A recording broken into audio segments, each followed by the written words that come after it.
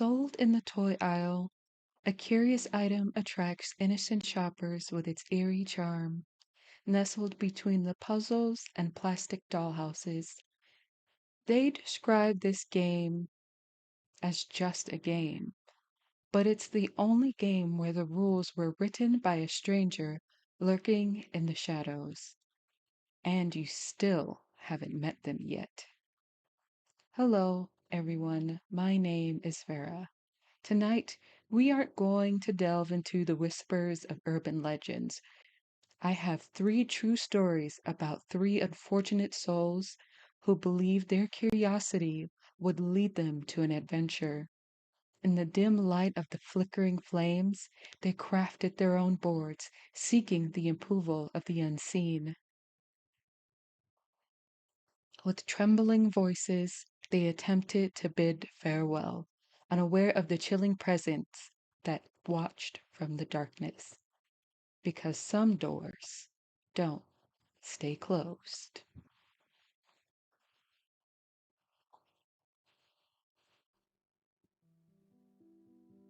This all happened when I was in high school in my parents' house. And I feel like I've always been somewhat sensitive to the paranormal, but this house took it to an entirely new level. I've always believed in ghosts. I have always been obsessed with ghost shows like Ghost Hunters and A Haunting. I love scary movies, and I claim that Halloween was my favorite holiday. So, when my two best friends asked me if I wanted to use a Ouija board, I naturally said yes. Now, in hindsight, this was not one of the best decisions I've ever made. We went out late at night to the cemetery located in the middle of our small town, which I believe was definitely stacking the odds against us. But you know how high school kids are. I will now The elaborate activity in my house extensively on started the experience that itself night as soon as as it I is got the home. subsequent So events I have that to believe that truly they're connected. unsettling. In my parents' However, house, my brother please be and aware I that both we did stayed in hear the eerie basement, child and our laughter, room shared a literally wall. the This most was in a disturbing small town sound in Nebraska, and in the dead of interacted winter. with a So known it was Ouija super board cold. demon.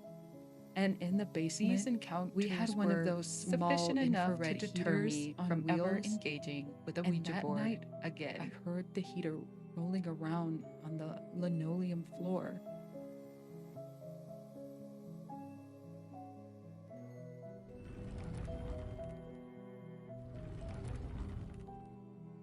But me, having seen enough scary movies, cue Sidney Prescott's monologue and scream about the dumb girls who always run up the stairs, noises or acknowledge the thing making the spooky noises. So I stayed in my room, super freaked out, and I hid under my blankets.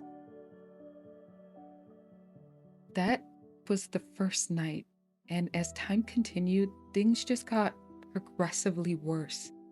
Do you remember those old metal pencil sharpeners that required you to spin a small handle to sharpen the pencil? For whatever reason, this house had one of those mounted on one of the pillars outside of my room, and it would start rotating at night, as would the heater.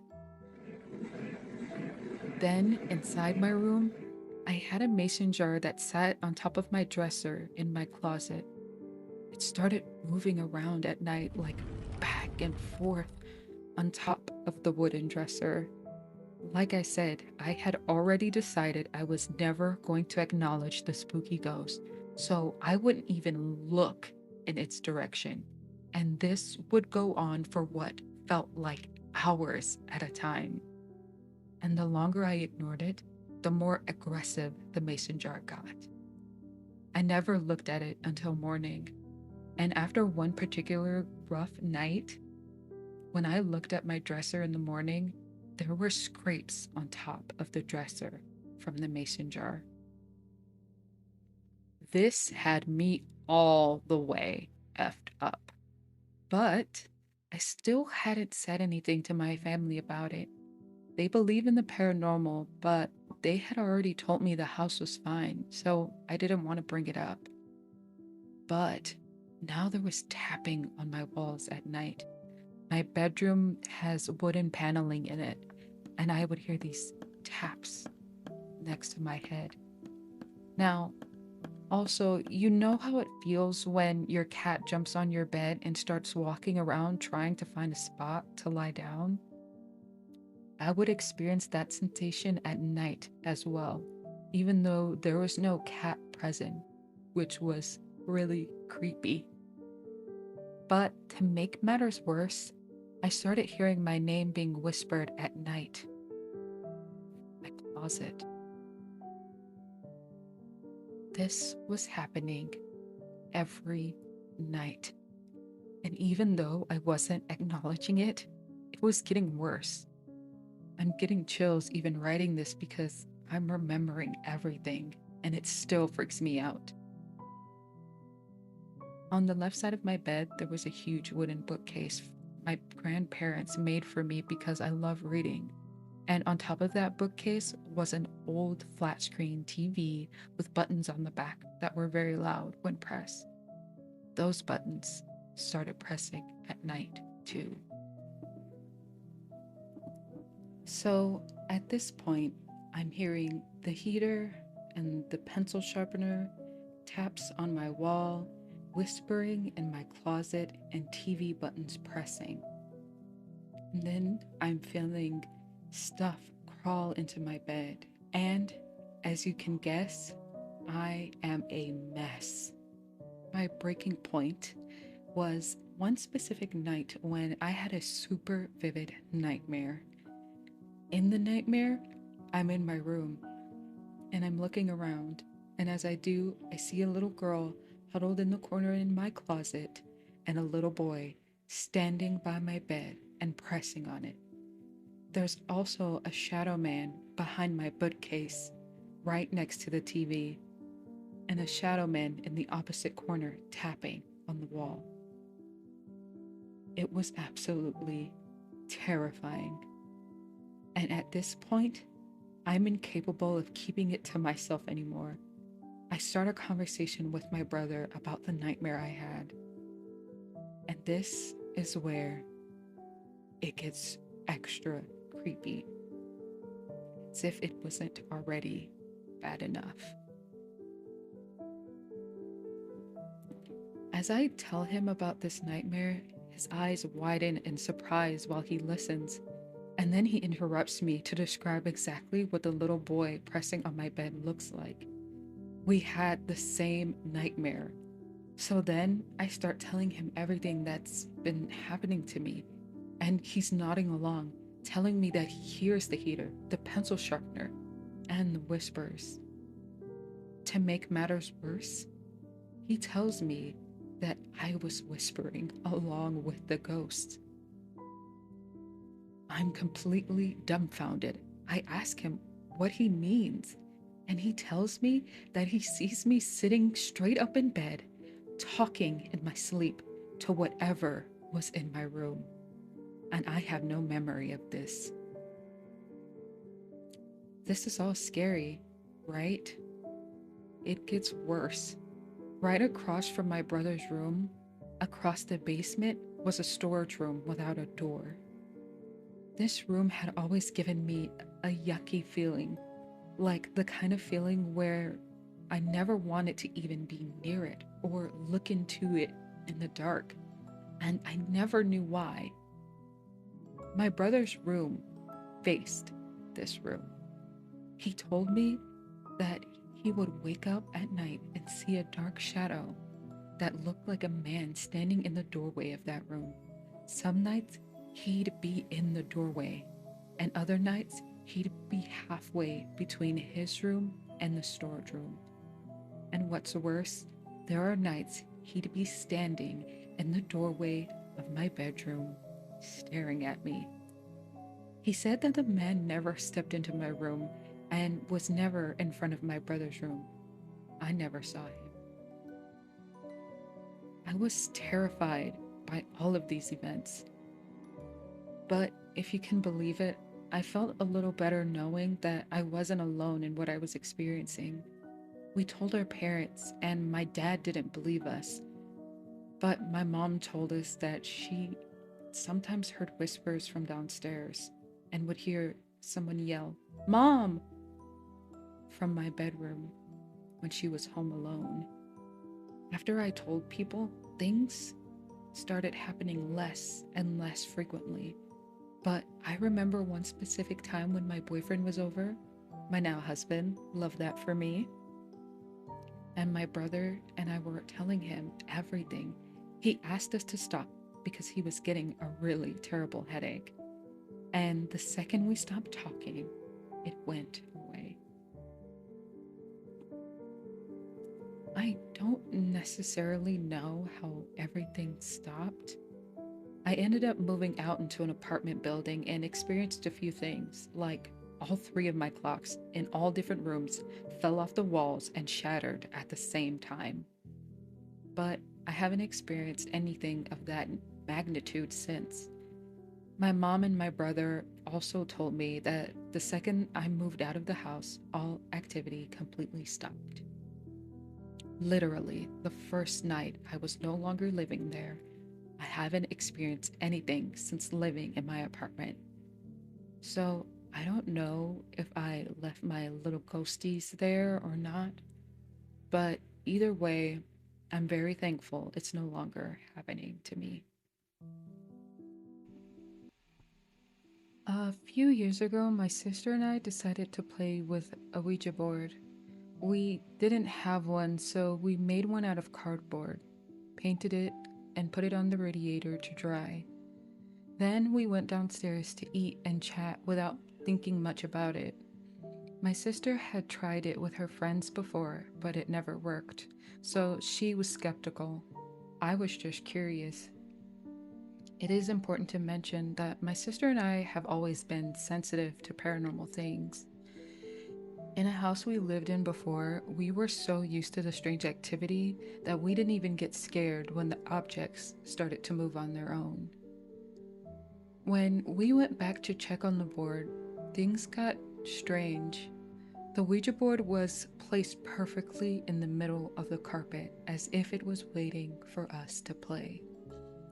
We could not believe it, but convinced ourselves it must have fallen off the radiator. We didn't even have a planchette, so we grabbed a shot glass and used that. At first, we were joking around with it, pressing our fingers on it, laughing, and not expecting anything. Then it began to move. It started very slowly and shakily. I don't remember what we had asked, but the longer our fingers stayed on it, the faster it moved. Eventually, it moved so quickly that our fingers slipped off and the shot glass tipped over. Instead of being scared, we were excited. We kept asking questions about our boyfriends, friends, and silly things. At one point, we asked for a name, and it was spelled potato. We laughed but continued. We started asking where it was in the room, and it answered with things like, "behind you." When we asked who it was, it spelled my name. I felt uneasy, but we kept playing. Days passed, and we became addicted. It was all we thought about. Sometimes we would find the shot glass sitting on the table as if it was waiting for us. We listened to that call and played it again and again. Then things got darker. The board kept spelling my name and saying it loved me. It said it wanted me and was waiting for me. It even said it wanted me to perish. I was scared, but we couldn't stop. One day, it said it hated my boyfriend. That same day, he got into a car accident. It was still minor, but very unsettling. Later that night, he borrowed his mom's car to drive over to see me. He lived 2 hours away, and his car broke down in the middle of a forest road at 3 in the morning. He was terrified, and the whole situation felt like more than coincidence. My belongings began disappearing. When we asked the board about them, it told us exactly where they were. The answers were always strange places like the mirror room, which is the storage room we never used. When we went to those places, the things were actually there. Soon after, we began hearing 3 knocks at our door every night. I suddenly became depressed and I wanted to not be around anymore just for no reason. Things grew so bad that we went to see a psychic for help. She told us we needed to burn the board and bury it. We followed her instructions, but the same day we created another board on a piece of paper with scribbled letters. We were addicted. It took us 6 months to stop and to clear the spirits out of the house. During that time, I broke up with my boyfriend and promised myself I would never touch a Ouija board again. This story might sound unbelievable, but it's true. If someone else told me, I probably wouldn't believe them either. But I've been there and I would never touch the Ouija board again.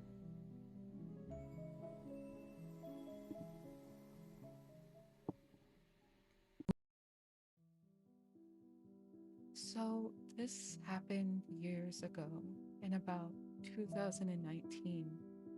I was over at a friend's house. We had a good amount of people to play with their Ouija board, maybe 5 or so people. I want to preface this by mentioning the board we were using was used before to summon the well known Ouija demon known as Zozo by the person who owned the board. They supposedly sold their soul to Zozo for the demon to protect them from their biggest fear, which was being in a car crash or something similar to do with cars in that way. Anyways, we started playing. We circled the board with the planchette to warm the board up and began asking questions. It began to answer, responding yes to if there was a spirit with us, and answering basic questions such as its name, how old it was, and why it died, which it gave answers to. I believe the first spirit had answered hospital. The group I was playing with began to ask dumb and all too playful questions and not take it seriously, even making fun of me when I chastised them for not being serious about it. So I stopped playing with them after a while.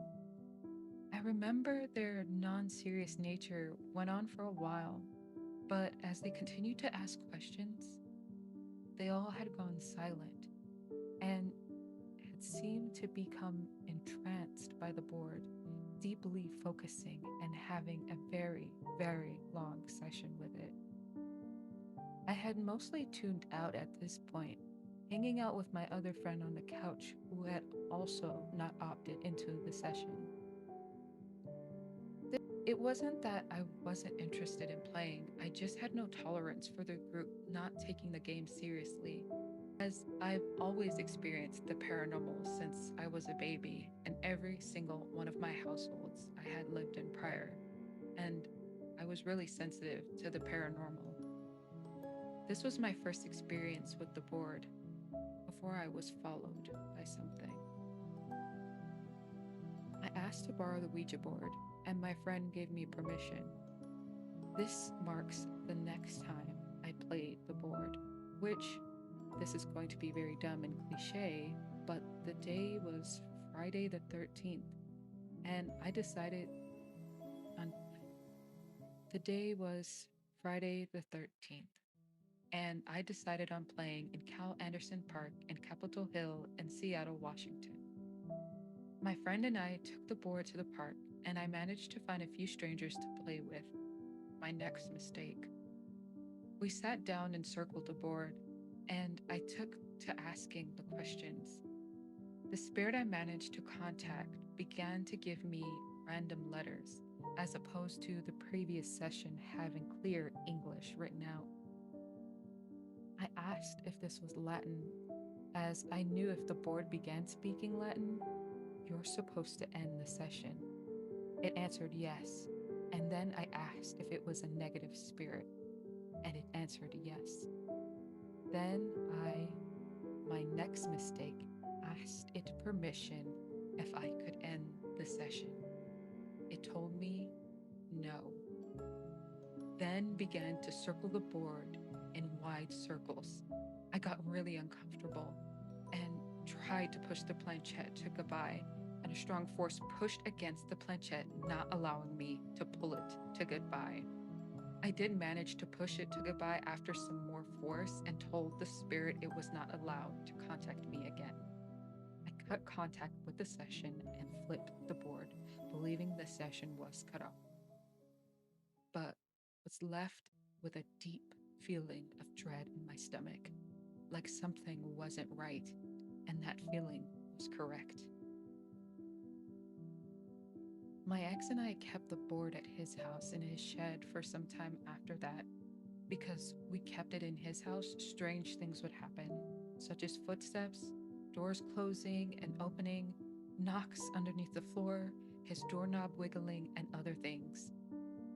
We returned the board to the original owner after this, the one who had summoned Zozo with it. We didn't want it around anymore, and the owner had wanted it back. After all this, a spirit followed me home. I could hear footsteps running up and down my stairs outside of my bedroom. I would wake up freezing cold with a deep feeling of dread and a figure at the foot of my bed. One night, there was a heavy banging noise in the garage, which my parents blamed on me, and I frantically responded, "See, something isn't right. Something did follow me home from the Ouija board." They began believing me more that night after the banging. I was so scared during this time that I sprinkled salt around my entire bed and doorframe, smudged with the white sage before I knew it was a closed practice, slept with crosses and a Bible on my bedside table, and I prayed to God every night. I became extremely spiritual. I became extremely spiritual around this time because I honestly had no idea what else to do or where to turn. I just wanted the haunting to stop. One morning, my ex and I heard my mom knock on my bedroom door and ask us, "Why are you guys still sleeping?" And he got aggravated at my mom waking us up so early. I checked the time and it was 7 a.m., which is really unlike my mom to be wondering why we were still sleeping at that time. When I went upstairs, a bit annoyed, to ask her about it, she was on FaceTime with my sister's kids in the living room and had no idea what I was talking about. My mom isn't the type to prank me like that or lie, and she was really busy with the FaceTime call at the time it happened. I honestly think back and wonder if whatever asked us why we were sleeping was mimicking my mom or was an entirely different woman's voice. And we just chalked it up to being my mom since that's the only lady in the house.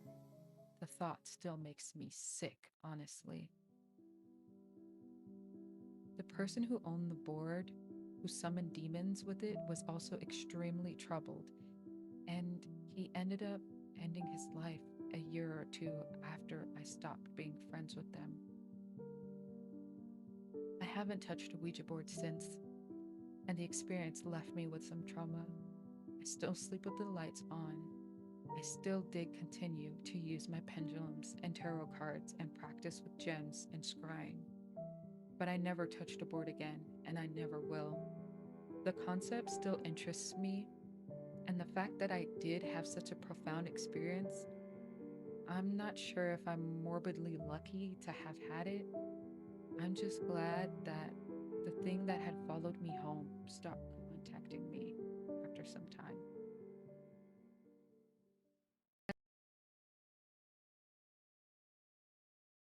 Three tales whispered in the dark, three lives forever altered by a mere piece of cardboard and a whisper of curiosity that beckoned them into the unknown. What lingers in the shadows isn't the specters themselves, it's the chilling void they leave behind. In the stillness of the night, when the shadows dance and whispers echo, there lies a tale of loss. Sisters once close drift away like autumn leaves in the wind. Friends who once shared laughter fade into the darkness, leaving only silence behind. And the feeling of home, that warm embrace, slips through your fingers, leaving you adrift in a haunting emptiness. If these stories had you looking over your shoulder to make sure that your Ouija board is still in your closet, please leave a like on this video. Or if something followed you home, I'm always listening.